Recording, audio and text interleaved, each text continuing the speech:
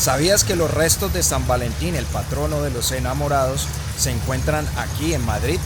Entonces así vamos a conocer la iglesia de San Antón. La iglesia de San Antón está ubicada en la calle Hortensia, siempre con las puertas abiertas para el que busca a Dios no encuentre con la frialdad de las puertas cerradas. Es complicado definir una figura histórica que corresponda exactamente con la imagen que hoy tenemos de San Valentín, y una de las razones es simple. Valentín era un nombre muy común en el mundo romano. Su significado fuerte, vigoroso, digno, lo hacía popular entre creyentes cristianos, muchos de los cuales se destacaron por su fe y su ejemplo. La historia registra al menos una decena de personajes dentro del cristianismo primitivo que llevaron este nombre. Por eso, cuando hablamos de San Valentín, no hablamos de un solo hombre, sino de una memoria que se fue construyendo con el tiempo. De todos ellos, al menos 3 podrían estar relacionados con la fecha del 14 de febrero. Sin embargo, 2 son los más reconocidos.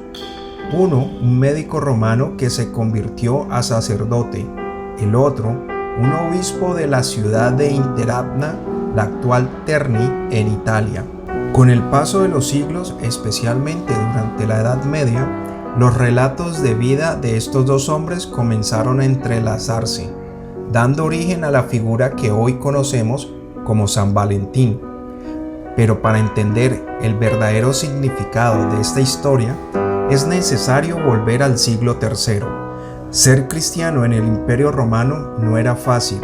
La fe se vivía bajo persecuciones organizadas directamente por el poder imperial. Según la tradición medieval, durante el gobierno del emperador Claudio II, entre los años 268 y 270, la situación se volvió especialmente tensa. Claudio, conocido como el Gótico por sus victorias militares, necesitaba soldados para sus campañas. Su estrategia fue tan dura como peculiar.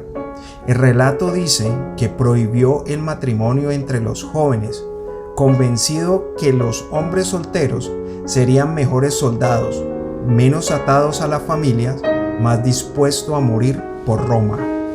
Es aquí donde aparece la figura de Valentín.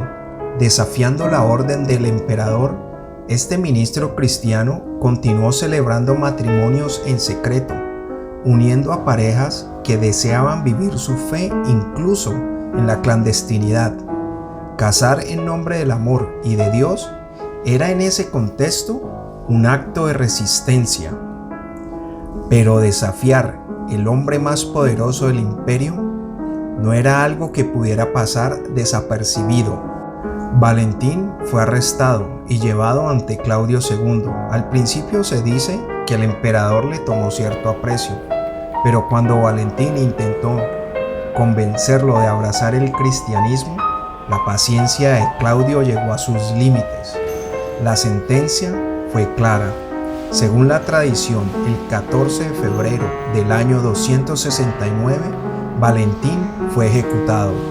Algunos relatos dicen que fue golpeado con garrotes antes de ser decapitado en la Vía Flaminia, uno de los caminos romanos. Sin embargo, las historias que rodean su muerte no terminan ahí. Una de las leyendas más conocidas cuentan que, durante su encarcelamiento, Valentín oró por la hija ciega de su carcelero, un hombre llamado Asterio.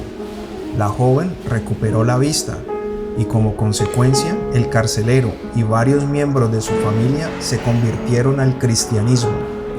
Otra versión añade que, antes de ser ejecutado, Valentín escribió una carta a la joven. La firmó con sus palabras sencillas: de tu Valentín. Una frase que siglos después darían origen a la tradición de las tarjetas de San Valentín. A esto se suma otra leyenda. Durante la celebración de los matrimonios clandestinos, Valentín cortaba corazones de pergamino y se los regalaba a las parejas, como recordatorio de sus votos y del amor a Dios que los unía. estas historias nacieron los símbolos que hoy asociamos con esta fecha: los corazones, las cartas, los mensajes de amor.